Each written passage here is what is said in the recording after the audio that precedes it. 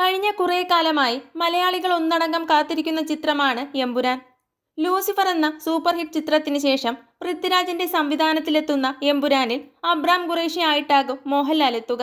ഒപ്പം സ്റ്റീഫൻ നെടുമ്പള്ളി എന്ന വേഷവും ചിത്രത്തിലുണ്ടാവും. സിനിമയുടെ റിലീസിന് നാളുകൾ മാത്രം ശേഷിക്കെ എമ്പുരാൻ കഥാപാത്രങ്ങളെ പരിചയപ്പെടുത്തുകയാണ് അണിയറ പ്രവർത്തകർ.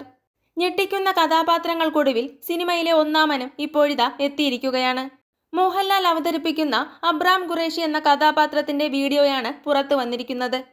ലൂസിഫർ ഫ്രാഞ്ചൈസിക്ക് മൂന്നാം ഭാഗം ഉണ്ടാകുമെന്നും അതിലേക്ക് നയിച്ചുകൊണ്ടാകും എമ്പുരാൻ അവസാനിക്കുകയെന്നും മോഹൻലാൽ വീഡിയോയിൽ പറയുന്നു. ചെകുത്താന്റെ സ്വന്തം നാട്ടിലേക്ക് ഖുറേഷി എങ്ങനെ തിരിച്ചു വരുന്നു എന്നതിന്റെ ഉത്തരമാണ് ചിത്രമെന്നും അദ്ദേഹം കൂട്ടിച്ചേർത്തു. ഖുറേഷി അബ്രാമിന്റെ ലോകമാണ് രണ്ടാം ഭാഗത്തിൽ കൂടുതൽ പരിചയപ്പെടാൻ പോകുന്നത്. ഖുറേഷി എങ്ങനെ തന്റെ ലോകത്തിലെ പ്രശ്നങ്ങളും കേരളം അഭിമുഖീകരിക്കുന്ന ഇപ്പോഴത്തെ പുതിയ പ്രശ്നങ്ങൾക്കും പരിഹാരമുണ്ടാക്കുന്നു എന്നതിനെക്കുറിച്ചാണ് ഈ സിനിമ. ഖുറേഷി അബ്രാമിന്റെ അഥവാ സ്റ്റീഫൻ നെടുമ്പള്ളിയുടെ കഥ നിങ്ങൾക്ക് അറിയണമെങ്കിൽ ഈ ഫ്രാഞ്ചൈസിയുടെ ഈ കഥയുടെ മൂന്നാം ഭാഗവും കാണേണ്ടി വരും. അതുകൊണ്ട് തന്നെ രണ്ടാം ഭാഗത്തിന്റെ അവസാനത്തിൽ മൂന്നാം ഭാഗത്തിലേക്കുള്ള ലീഡ് കൂടി കാണാൻ സാധിക്കും. തന്റെ സിനിമാ കരിയറിലെ ഏറ്റവും വലിയ സിനിമയായിട്ടാണ് എമ്പുരാനെ കാണുന്നതെന്നും ശ്രദ്ധയോടും വലിപ്പത്തിലും ചിത്രീകരിക്കാൻ പരമാവധി ശ്രമിച്ചിട്ടുണ്ടെന്നും അദ്ദേഹം പറയുന്നു.